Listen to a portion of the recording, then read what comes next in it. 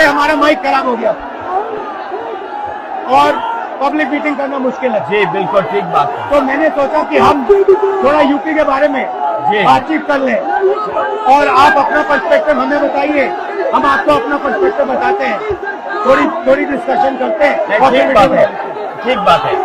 मैं समझता हूँ कि जब माइक खराब हो गया हम दोनों बात करेंगे, वो रिकॉर्ड होकर के जाएगी तो लोग बेहतर और अच्छा समझेंगे और अच्छा रिजल्ट आएगा। और क्योंकि सोशल मीडिया से वेल कनेक्टेड है तो सब लोगों को जानकारी मिल जाएगी कि हम और आप क्या बोल रहे हैं। यूपी जो 80 सीटें ले रहा है, इसमें 79 सीटें समाजवादी पार्टी, कांग्रेस, इंडिया गठबंधन जीत रहा है।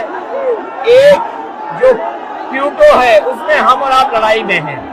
और इस बार क्यूटो नाम कैसे जापान वाला ही है ये क्यूटो, क्योंकि जो प्रधान सांसद हैं उन्हें सपना दिखाया था काशी के लोगों को कि दुनिया की सबसे बेहतर सिटी बनेगी क्यूटो। तो क्यूटो बनी नहीं बनी काशी के लोग ये तय करेंगे और फिर वोट डालेंगे। तो इस बार मन मर्जी नहीं चलनी है, मन की बात नहीं चलेगी, हमारे आपकी बात और 140 करोड़ लोगों की बात और संविधान की बात होगी। और आपने देखा, हम सब ने देखा कि यूपी को नरेंद्र मोदी जी ने बेरोजगारी का सेंटर बना दिया और इतनी बेरोजगारी की है, ये जितने बच्चे दिखाई दे रहे हैं ये दिखाओ, वो लोग हैं दिखाओ जो अग्निवीर या पेपर लीक जिसकी वजह से उन्हें नौकरी नहीं मिली है और ये सब रोजगार नौकरी चाहते हैं। बीजेपी ने जो झूठे सपने दिखाए थे इन्वेस्टमेंट मीट के, जो झूठा सपना दिखाया था डिफेंस एक्सपो का, जो सपने बेचे थे G20 में, लेकिन इन नौजवानों को न नौकरी मिली न रोजगार मिला, आज ये खाली हाथ हैं।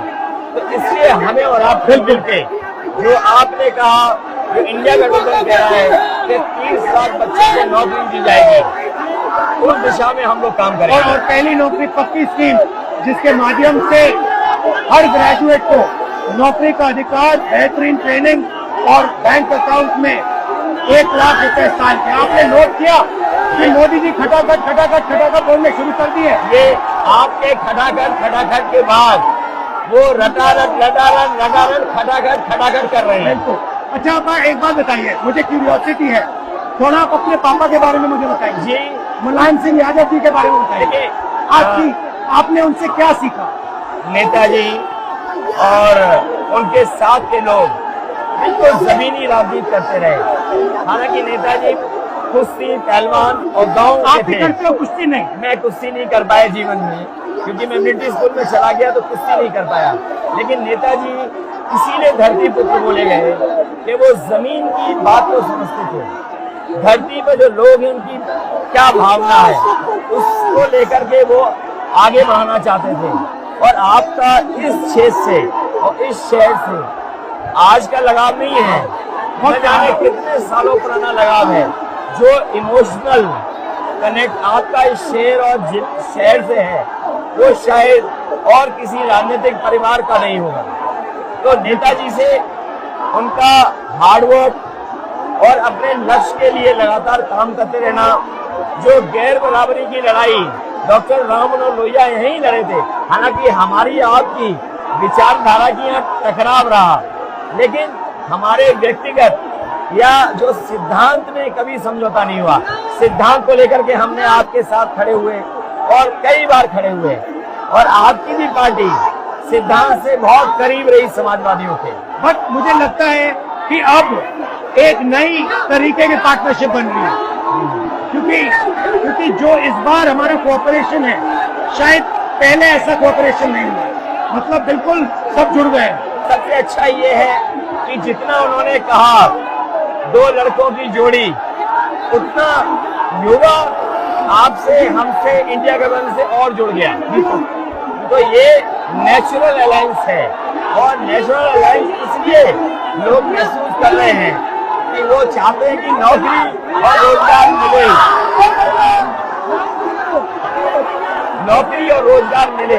तो ये बड़ी भावना है कि हमसे आपसे ये यूथ कनेक्ट कर रहा है। सबसे बड़ी बात, महंगाई की चोट सबसे ज्यादा इन लड़कों को लगती है।